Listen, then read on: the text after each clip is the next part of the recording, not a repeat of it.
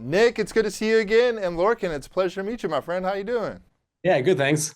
Nick, so dude, one of the things I really love about your movies is they are so out there. And by the way I mean that is I don't watch the trailers going into your movies. I have a rule for that because I just love the unique storyline, whether it's like Prisoners of the Ghostland, Pig, Dream Scenario, things like that. So how did you find this unique story and what really intrigues you to the Surfer?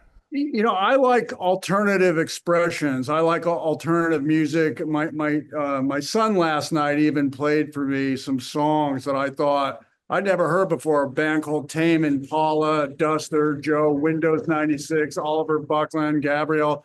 I was listening to it with them and I was like, there's nothing linear about this music. It's going in every direction. And I am totally fascinated by it, and it's not catchy hooks and things. And so when I read the script to the Surfer, I was like, okay, I don't know where this is going, but this is unlike anything I've read before. It's not standard. It's not a linear narrative. It's not a formula. It's something new and different. And if I could write short stories, I would aspire to write something like this.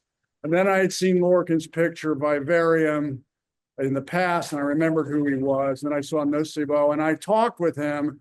I knew this was a director who had a wicked sense of humor, but also wasn't afraid to go in different directions and play with the narrative to keep us kind of on our seats and maybe even, absorb something that we don't really know why or can't explain it, but it's making us feel something. Another director like that was David Lynch, a master of visual images that were abstract, that made you feel something in the subconscious, more like a dream. Totally authentic, not weird for weird's sake. And so that is the kind of movie I want to make. And that's why I said yes. Dude, it was phenomenal, man. I really didn't know where it was going. And as a surfer myself, I think it's pretty cool. I knew you grew up in Southern California, but a lot of people don't know about the localism that goes with surfing. And the people that end up watching the movie with me were actually very surprised about that. Lorcan, I feel like the surfer, in a way, is in his own purgatory throughout the film. Do you think anybody could be pushed to the brink of insanity like that if the conditions are set in the wrong way? Yeah, I mean, isn't there something like that? We're only 3 steps away from being homeless and having nothing, and especially now people probably are, it's easier to lose everything because you store everything digitally, like our surfer loses his phone, but it has all his cards on it, so yeah, I mean, I think it's plausible, especially if you're in Australia in a car park full of people who are messing with your brain. Well, there's snakes everywhere. Did you really get bit by a snake, Nick? And what were the eggs real and what's the rat real? Okay, well, so it's the most ridiculous thing you can imagine. So I was in the bush and it was at night and we had the snake. It wasn't a venomous snake, so there was no risk of poison.